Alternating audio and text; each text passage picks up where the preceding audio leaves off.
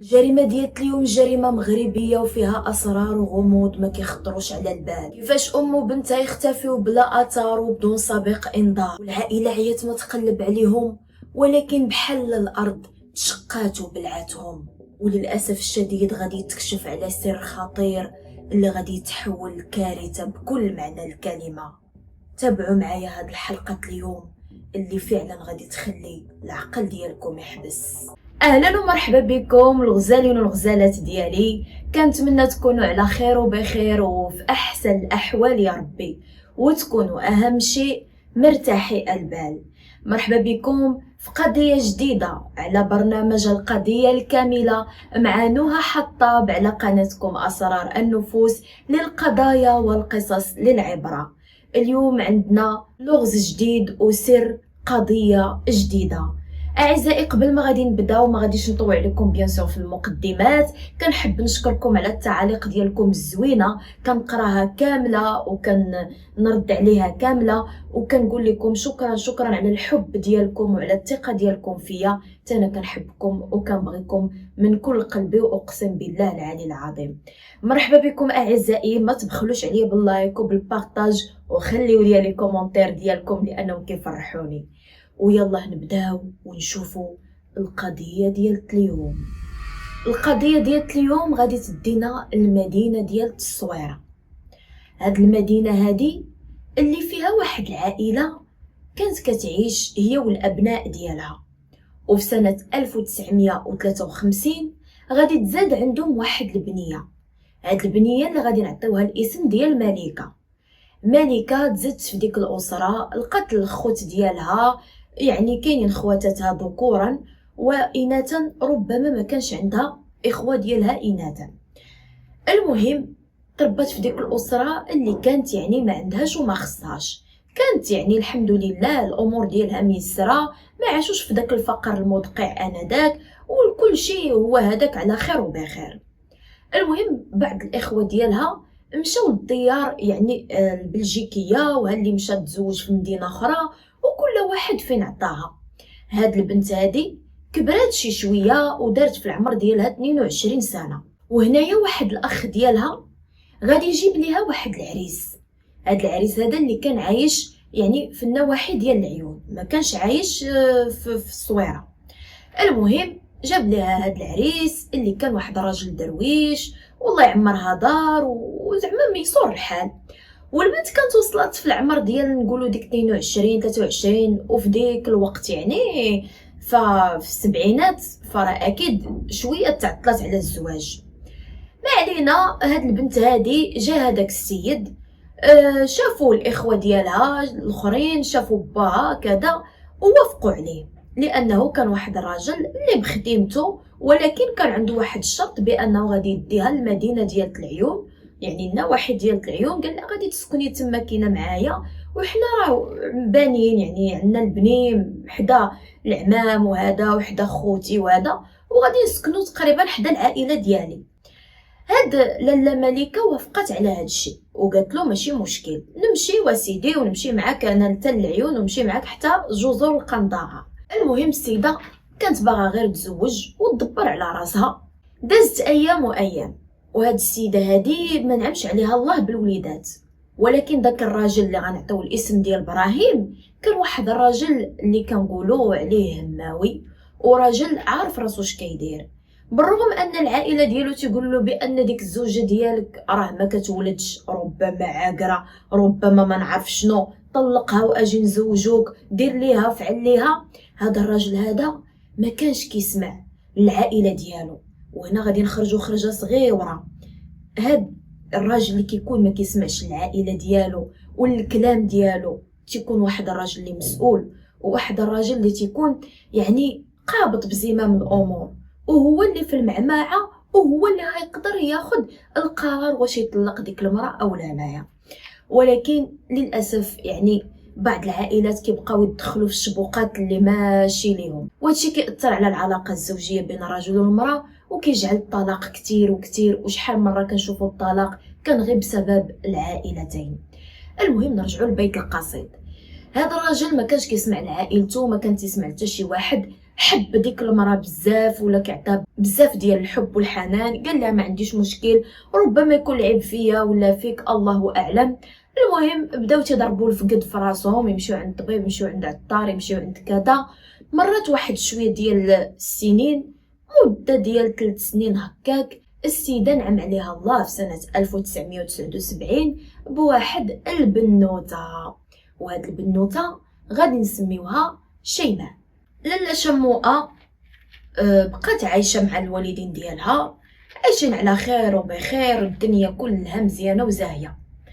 البنت من وصلت ل7 سنين من العمر ديالها، للاسف الشديد الاب ديالها دار واحد الحادثه ديال السير، وللاسف يعني توفى فيها.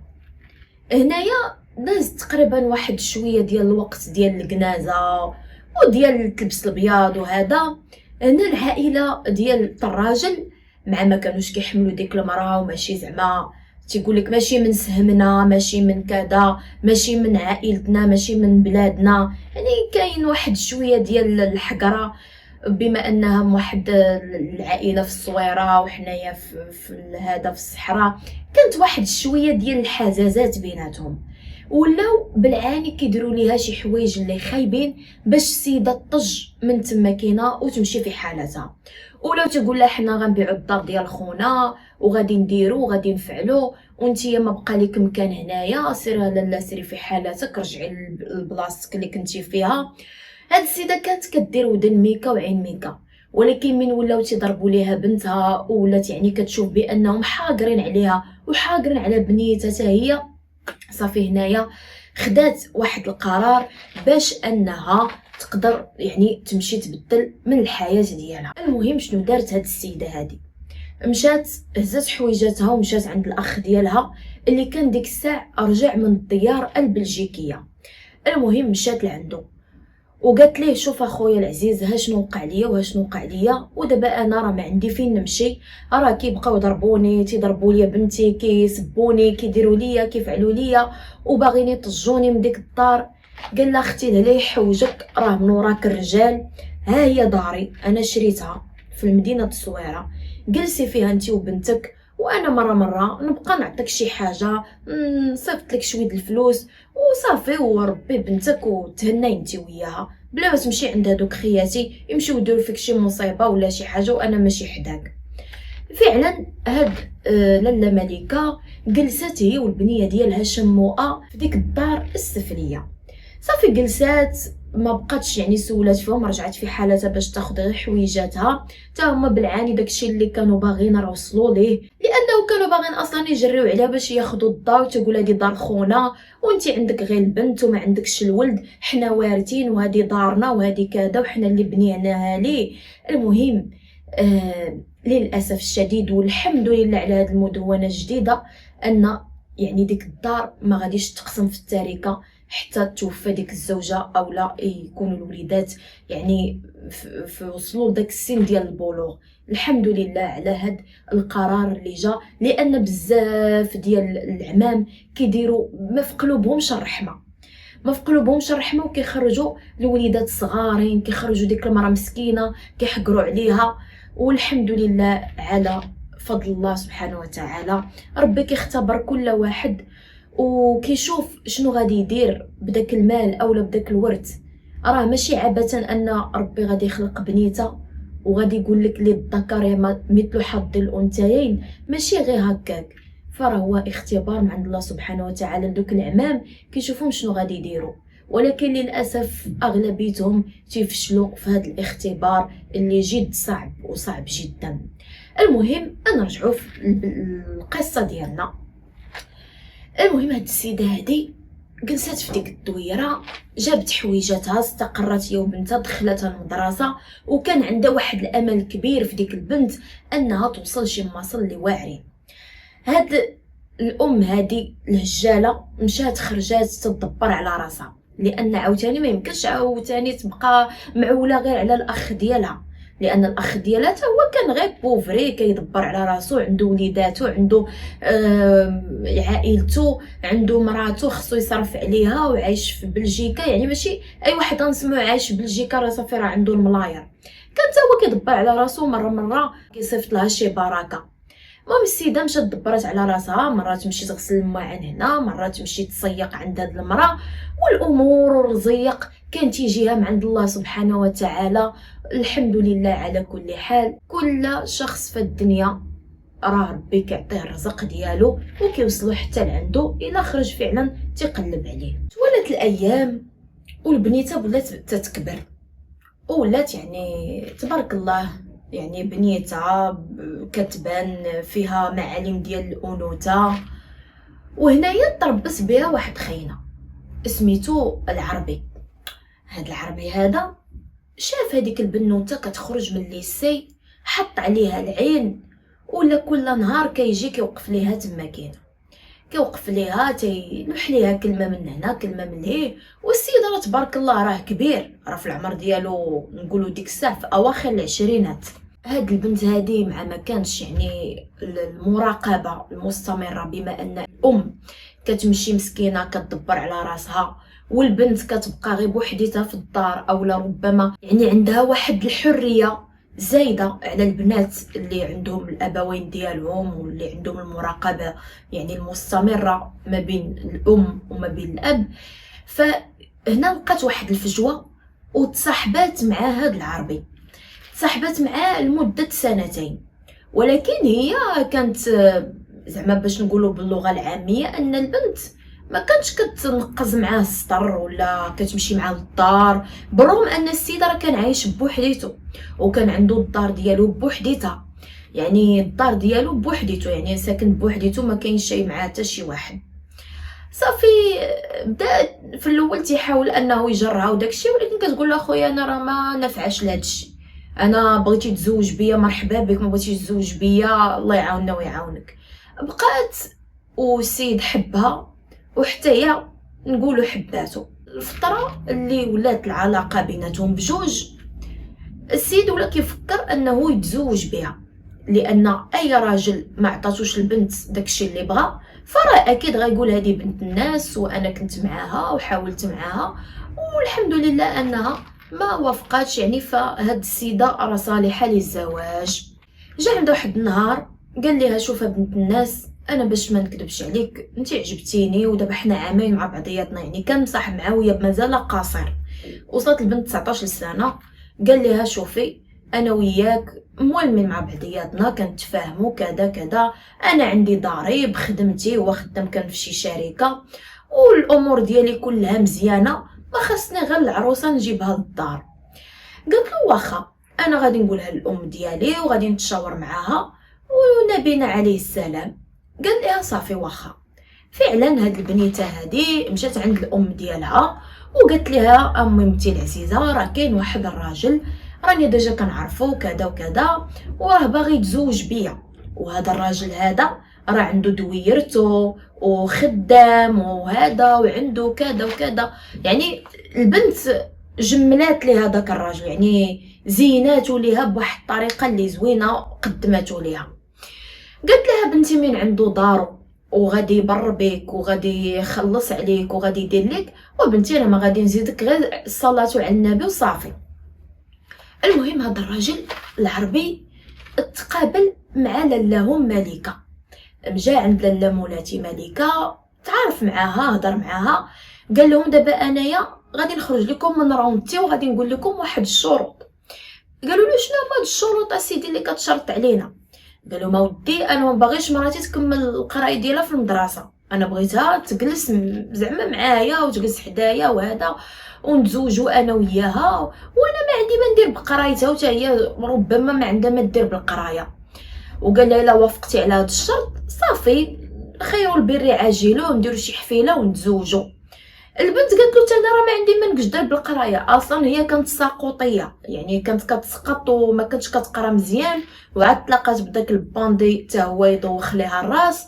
يعني صافي سيده كانت ما باغاش تقرا ما باغاش تكمل الدراسه ديالها. قالت له انا موافقه على هذا الشرط. حتى الميمه العزيزه قالت لها صافي تا انا موافقه على هذا الشرط، والامور مشات على هذه الشاكله. ما علينا. حددوا داك النهار، جاو الوالدين، جاو كلشي، داروا الخطبه، داروا العشاء، داروا عاوتاني ضربوا العقد، ومشات هاد البنيه هادي مشات المحل ديالها مع راجلها. هاد المحل اللي كان واحد عباره عن على واحد السفليه اللي كبيره، وفيها يعني بحال هكا، فيها شجيرات، فيها هذا، يعني بحال ماشي فيلا وماشي دار، يعني واحد دار كبيره، دار قديمه شي شويه، بحال نقولوا واحد الرياض صغيره مثلا. ما علينا. كان فيها بزاف البيوت، بزاف هذا، وتقول بحال بانه هذا هو الرجل ولا فاله، عنده دارو تبارك الله كبيره، عنده سميتو خدام وهذا، يعني هذا راجل كامل مكمول. علاش هاد البنت اصلا غادي تكمل شي قرايه ولا ما تكملهاش؟ ايوا هي هذيك تزوج بها. رانا من تزوج بها السيده ولات كتخرج للسوق، تتمشي كتجي كذا. كانت الامور ديالهم تقريبا يعني على ما يرى الامور ديالهم عاديه ومزيانه، عائله عاديه. ولات كتعرف على الجارات، وهنا الرجل من شافها كتعرف على الجارات جرها وقال لها شوفي انا شيماء باغي نهضر معاك ونقول لك شي حاجه. قالت له اخبار الخير، اشنو بغيتي تقول لي؟ قال لها شوفي باش نجيك نيشان، انا هاد الدار هادي راه ماشي ديالي ولكن راه تقريبا ديالي. قلت له كيفاش الدار ماشي ديالك وتقريبا ديالك؟ قلت له هادشي راه ما تيدخلش للعقل اللي كتهضر فيه، شنو هاد التخربيق هذا اللي كتخربق عليا؟ قال لي هذا سمعيني شنو غادي نعاود لك. قلت له اييه قول لي. قال لي هذا انا هاد الدار كان واخدها با كرا قديم، يعني بحال نقدروا نقولوا الحباس بحال هكاك. ايوا صافي، ومن خداها وهادي وعطاها ليا، وانا يا دابا انا اللي فرشتها وقديتها، وراه تقريبا راه بحال ديالي، حنا ورثناها مع بعضياتنا، والكرا راه جد ضئيل، حتى مول الدار راه مسوقش لداك الكرا نهائيا. هنا البنت ما عجبهاش الحال، وعرفت بلي ان السيد هي معاه عامين ونص وتزوجوا وكذا، وما قالش لها، وجالس يقول ويطمع فيها ويقول لها انا عندي الدار، انا عندي كذا، انا عندي ما عنديش، وفي الاخير صدقات الدار ماشي ديالو. هنا البنت بحال تقرصات وما عجباش الحال، وقالت بان تا داكشي اللي يعني انا خليت على قبلو القرايه وداكشي، السيد في الاخر طلع مزيليط، يعني ما عنده لا دار لا دوار، عنده هذيك الخديمه تيقربش بها من هنا ومن لهي، يعني ما عجباش الحال. وهنا غادي نطيحوا في واحد الحاجه، بان هاد السيده هادي كانت كتشوف غير المصلحه ديالها الخاصه، يعني ما كانتش كتبغي داك الحب اللي عن قناعه، كان مصلحه فقط، وهادشي اللي كاين. وحتى السيد الاخر ما قصرش من جهته وطلع كديديب حتى هوايا. ايوا هنايا هاد البنت هادي عندها غير الميمه العزيزه. هذيك الام كان تيجي عندها مره الاخ ديالها، مره في 4 شهور، مره في 5 شهور، وخاصه من ولات البنت يعني مزوجه وداكشي، حتى هو حتى يجي يشوفها، ولكن ما عندوش كيفاش غيدير، يبقى يجي كل نهار. بعض المرات كان تيجي غير من الصيف للصيف. وكان عندها اخ ديالها، ولكن داك الاخ كان بعيد عليها وما كانتش كتفاهم هي وياه. المهم هاد البنت هادي هزات راسها ومشات عند امها وقالت لها شنو كاين وشنو كاين. الام طلع عليها الدم، حتى هما طلع عليهم الدم، ولات شويه الامور بيناتهم ما بقاتش كيف ما هي. صافي توالت الايام ودازت بحال هكا. واحد شويه واحد الجاره جات كتدق في الباب ديال لاله مليكه، كتدق عليها ما كتجاوبش. عاوتاني خلات العشيه بالليل لا غد ليه، دازت 3 ايام 4 ايام، وهنا كنهضروا على 1998 هنايا، يعني ما كان لا بورطابل لا حتى شي حاجه. صافي دازت وقيتات بحال هكاك، السيده ما بانتش، وهي وما يتواصلوا معاها، حاولوا انهم يعرفوا، حتى الدار بنتها ما عرفوهاش.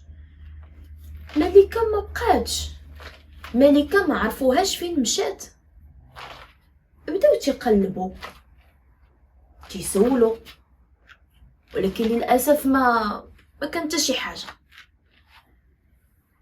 صافي بقاو هاد الناس كيسولوا على لاله ملكه، يسولوا عليها من هنا ودازت شهر وشهرين حتى ما بقى حتى شي واحد كيسول عليها. كان جا الصيف، وفي الصيف شكون اللي غادي يجي؟ غادي يجي الاخ ديال مليكه اللي هو خالد. جاي للصيف باغي يجي يشوف اختو، يجي يشوف بنت اختو بيان سور. هبط السياد، مشى للدار ديالو، حلها. بعدا قبل ما يحلها تيدق، ما تيحلو حد، صافي عنده الساروت، حل الباب وكذا.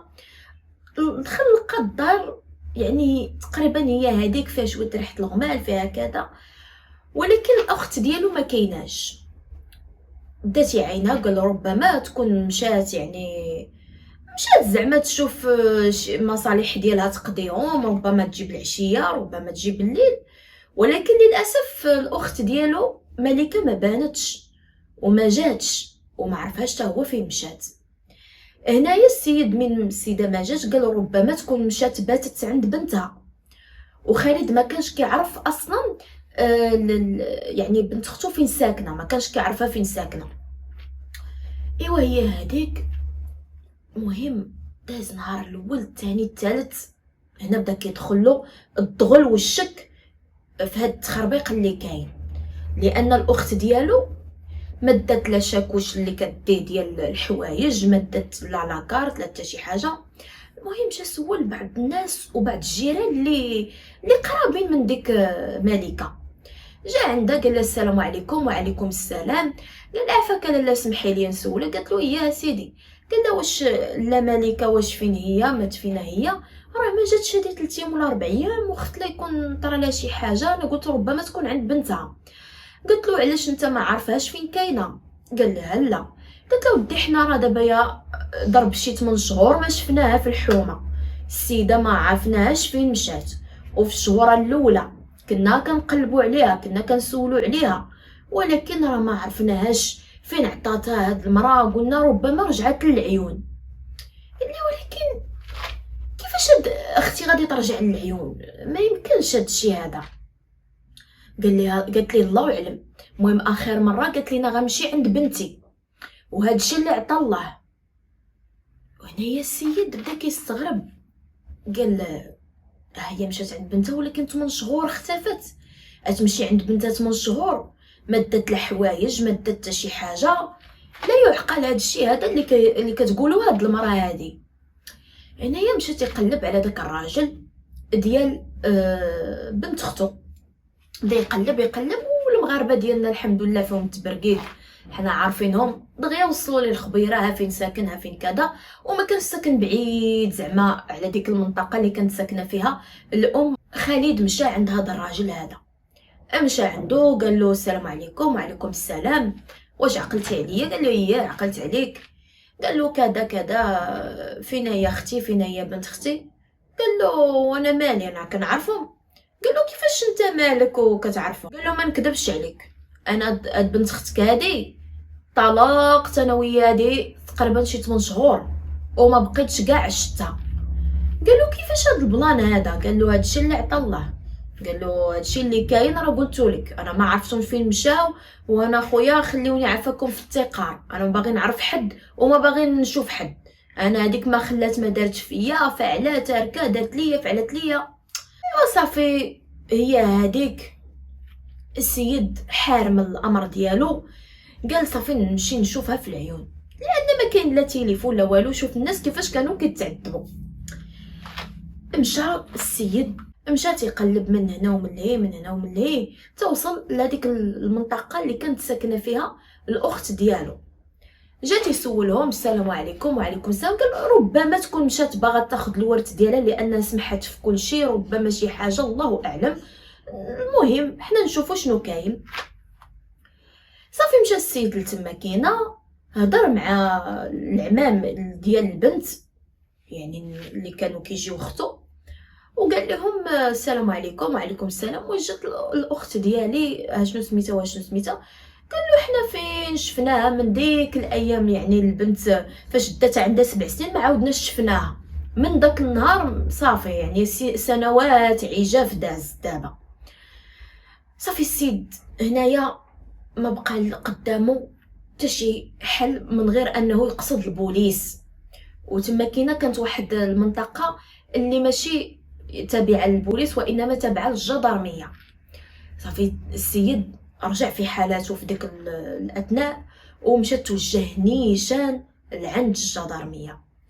قال لهم اشنو كاين واشنو كاين، راه اختي اختفت دابا 8 شهور وانا كنت في الديار البلجيكيه، ما عنديش كيفاش نجي نتواصل معاها، ما عنديش كيفاش نهضر معاها، جيت ما لقيتش اختي، مشيت سولت عليها في العيون، سولت عليها راجل بنتها، قال لك راجل بنتها قد طلق البنت، طلقها وانا ما عرفتش فين مشات لا هي لا بنتها. هادشي هذا راه ماشي معقول. وحتى الحوايج ديالهم راه كاينين، الوريقات ديالهم، الوثائق يعني لاكارت ناسيونال، كلشي كاين. راه ما يمكنش هادشي يختفيو بهاد الظروف الغامضه وما تصيفط ليا لا رساله لا حتى شي حاجه، راه ما يمكنش هادشي. على الاقل اختي راه تقدر تقول شي جاره راه انا مشيت للبلاصه فلان تعرفاني انا كنجي. قالوا له واخا سيدي، عطينا يعني الدار وكذا. مشاو قلبوا مع الدار، فعلا لقاو الوثائق، لقاو الحويجات، لقاو كلشي.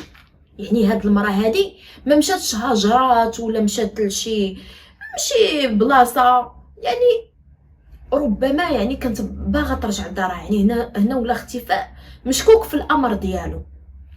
قال له صافي ورينا هاد السيد هذا اللي كانت مزوجه به ما البنت ديال اختك. قال لهم ايه نوريه لكم. مشاو عند با العربي، جابوه، هضروا معاه، قال له كي داير لاباس عليك كذا كذا. ايوا قول لنا سيدي كيفاش الامر ديالك انت وهاد السيده، علاش طلقتو وشنو، واش وفيت لك شفتيها فات 8 شهور؟ قال لهم لا سيدي انا ما شفتهاش، وصراحه الله انا ما عارفهاش وما باغيش نعرفها، دارت ليا وفعلت ليا، وكانت هي يعني في واحد الظروف اللي خاصه في يعني في العلاقه الزوجيه ما كناش كنتفاهموا، وهذا الشيء اللي عطا الله. قال له كيفاش في العلاقه الزوجيه ما كنتوش كتفاهموا؟ قال له هذا الشيء علاش طلقتها انا. المهم العلاقه الزوجيه ما كناش كنتفاهموا، ما بغيتش نبقى نصرح اكثر من هكا. المهم الجدرميه احترموا الراي ديالو وخلاوه يمشي. مشاو كيطقسوا عليه من هنا ومن هنا، وبداو كيسولوا الناس، قالوا لهم واش فعلا هذا الراجل هذا كان بينه وبين مراته شي مشاكل؟ قالوا لهم لا، ما عمرنا سمعنا صوتهم علا، ديما صوتهم زعما عادي، كيخرجوا مرتو كتجي عندها امها، ولكن دابا هذه مده ديال 8 شهور ما بقيناش شفنا لا الزوجه ولا المراه. وهو اللي جالس يقول لنا حكا طلقتها ما عرفناهمش. هنا عاوتاني رجعوا استدعاو هذاك الباندي وقالوا له انت طلقتي مرتك ياك؟ قال لهم ايه. قال لي طلقتها في المحكمه؟ قال لي اه. قال له عطينا العقد ديال الطلاق. قال له اه. قال له انا يا رميت هذاك العقد ديال الطلاق ما بقاش عندي. قال له عطينا العقد ديال الزواج. قال له ما عنديش العقد ديال الزواج. قال له دابا انت ما عندك حتى شي حاجه من هاد المراه؟ قال له لا، هي دارت فيا وفعلت فيا وانا شديت داكشي كله حرقته وما بقيتش باغي حتى شي حاجه تربطني بها ولا تفكرني بها. قال لهم صافي واخا. المهم هنا شنو داروا الجدرميه؟ ما داروا. ايوا هنايا مشاو بداو تيقلبوا على هاد السيد وكيديروا التحريات والابحاث ديالهم، ولقاو بان الباندي ما مطلقش هاد المراه، لقاو بان باقا يعني شيماء على الذمه ديالو وهو جالس يقول لهم طلقتها. جابوه قالوا دابا انت جالس كتخربق علينا وكتدخل وتخرج في الهضره، ما حشمتيش، اش كتقول لينا طلقتها والمراه اصلا باقا في الذمه ديالك وانت كتقول لينا طلقتها، درت ليها فعلت ليها وما نعرف شنو. قال له كيفاش انت طلقتها في المحكمه واصلا انت الورقه ما خارجه وتا شي حاجه؟ صافي زيروه هنايا. قال له شوف حتى الجيران تيشهدوا فيك، تيقولوا لك بانك انت كتقول لهم انا طلقتها. المراه ما بقاتش بانت هذه 8 شهور، ما بقاتش بانت، يعني نسيبتك. يعني الجارات ديالها والجيران ديالها كانت تقول لهم انا غنمشي عند بنتي، غنبات عندها شي نهار ولا يومين وغادي نرجع. دونك اخر مره يعني غادي تكون هاد النسيبه والزوجه عندك انت، يعني قول لينا شنو طاري. بقات يقول لهم لا ما لا، ولكن هنا العناصر ديال الدرك الملكي زيروه مزيان، وحتى نهار واعترف والاعترافات ديالو كانت على هاد الشاكله. هاد الباندي ديال العربي الشلاهبي قال لهم ودي صراحه الله فعلا انا الاختفاء ديالهم كان على يديا، ولكن انا عندي يعني الاسباب ديالي الخاصه علاش درت بحال هكا. قال له عاود لينا شنو كاين. قال له صراحه الله انايا ما نكذبش عليكم، انا كنت كنبغي مراتي وكتبغيني وهذا، ولكن من النهار اللي عرفت بانني ما عنديش الدار وان هاد الدار انا غير كاريها، تبدلت المعامله ديالها. وزائد ان هاد الشيء اصلا قبل بارده، ما كتبغيش تنعس معايا، ما كتبغيش دير معايا، وليت انا كاع كنشك، وليت كنمشي كنتبعها كنشوفها فين غادا، ولكن ما كنلقى عليها حتى شي حاجه. المهم كانت السيده من عرفت داكشي ولات كاع نافره مني كاع اكثر، بقات كتهضر معايا ولات تحتقرني، ولات كتهضر معايا بواحد الطريقه اللي بحال انايا هبط منها في المستوى، والسيده بحال تعنتات عليا. وداكشي كان غادي وكيتجمع داك الحقد وداك الضغينه كتجمع ليا في خاطري. توالت الايام، وواحد النهار يعني انا كنت مراقبها وكنت كنشوفها، ولكن ما حصلت عليها حتى شي حاجه. حتى لواحد المره، هاد المره انا كنت جاي داخل الدار، وكان داك النهار الام ديالها غادي تجي عندها وقالت لي بان غادي تجي عندها، وانا غير باغازار بديت كنسمعهم تيهضروا، وحطيت ودني على الباب وعرفت بان الام ديالها كتبقى تحرشها. وهنايا كان بيت القصيد. قالت لها بنتي الا ما كانش عاجبو الحال، قالت لها بنتي الا ما عجبكش الحال معاه وغير طلقي منه، راه كاين السيد غيتزوج بك، راه اصلا موتك الفلانه وفلان راه كانوا حاطين عليك العين من شحال هذا، وانتي تزوجتي ليا دميخي هذا ديال راجلك، لاش اختي تزوجتي بيه وكاذب علينا وداير علينا في الاخر ما عنده لا دار لا دوار وكذا وكذا وجالسين كيهضروا. كتقول ليها وياه، قالت لها صافي انا ما عندي ما ندير به، غادي نطلب ليه الطلاق وغندير ليه وغنفعل ليه. وبقاو يسبوا فيه ويعايروا فيه. هنايا قال لهم انا ما رضيتش، حسيت براسي محقور، حسيت براسي قلوا من الرجوله ديالي وهبطوا بها. وباش انهم ما يسيقوش الخبار درت راسي دقيت، وانني نسيت السوارت، وجات حلت ليا وعطياني وجه اخر ديال النفاق. وهنا زاد الكره ليها وديك امها اللي اصلا جيت باغي نهضر معاها ونسلم عليها مدوره عليا وجهها. وصافي ما عجبنيش الحال، جاني غضب شديد. مشى لواحد البلاصه فيها واحد حاشاكم واحد الطواليت فيها سده، وجاب واحد الهراوه كبيره. جاب ديك الهراوه، المراه ديالو غير خرجات كان تربص ليها، عطاها للراس وبدا يضرب فيها. الام جايه ربما سمعات او لا هو دخل عندها، على ما اظن هو اللي دخل عندها، وحتى هي بقات يضرب فيها وقتلهم بجوج غير بديك الهراوه وبديك العصا، وبقات يهشم في الرؤوس ديالهم حتى برد غدا يدو مزيان.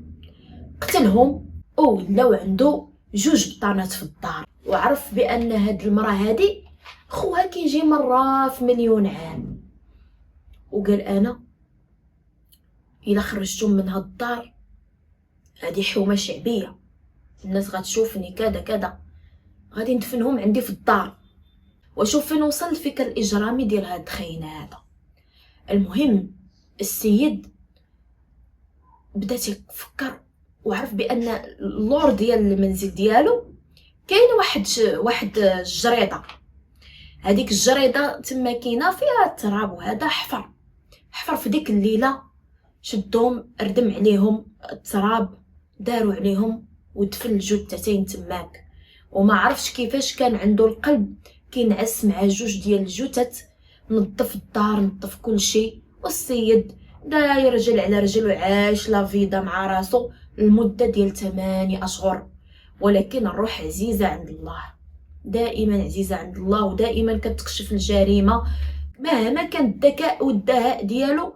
كما كان غادي يوقع لان هادشي اقدار ديال الله سبحانه وتعالى، واخا يبقى تمع سنين وسنوات.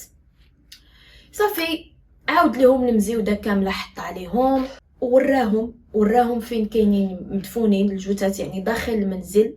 وجاو الجدارميه جبدوا دوك الجثتين ديال الام وبنتها اللي للاسف ماتوا بديك الطريقه البشعه، ولقاوهم يعني متهالكه، يعني لقاو غير الهيكل العظمي تقريبا ما كاين شيء. الحوايج ما لقاوهمش، هو خرجهم من لحهم قال لك ما عرفتش في شي بلاصه. وصافي السيد تبدات عليه الجريمه ومثل الجريمه ديالو للاسف الشديد، قتلهم بدون شفقه ولا رحمه. اسيدي طلقها، ما هي كتخونك، ما هي حتى شي حاجه وانت كاذب عليها. لاش اخويا غادي تبقى نتايا تضربهم وتقتلهم؟ باش تعرفوا انسان خسيس هو اصلا. هي صافي بغات تدبر على راسها، بغات تطلق منك، ما طلباتش شي حاجه اللي زعما ماشي في الاستطاعه او لا خارج نشاز على داكشي. صافي السيده بغات تطلق لانك كذبتي عليها، والكذوب حبل ديالو قصير، ما خصش انسان يكذب في العلاقه الزوجيه، لانها علاقه مبنيه على الاستمراريه، مبنيه على واحد الحياه طويله الامد ماشي قصيره الامد. وللاسف هو دار غلط، وحتى ديك الام هي دارت غلط، ما كانش خصها تبقى تحرش بنتها. بنادم تلاقى خوت يتفارق خوت، وهذا ما كانت هذه نهايه القضيه ديال اليوم. كنتمنى من الله ان تكون نالت الاعجاب ديالكم. قولوا لي واش عجبكم نبقى نقدم لكم يعني بحال هكا اولا بحال القضايا الاخرين، يعني كنكون جالسه والمايك حدايا. المهم كنشكركم على تتبع القضيه اليوم. الا وصلتي لهنا اعرف باللي انا كنبغيك بزاف وكنحماق عليك، وشكرا ليك على المشاهده ديالك حتى لهاد البلاصه. بارك الله فيكم، الله يخليكم ليا، شكرا بزاف. وان شاء الله دائما بقاو في العطاء، ودائما بقاو في القصص اللي كناخذوا منهم عبره لمن لا يعتبر. دمتم في رعايه الله وتصبحوا على خير.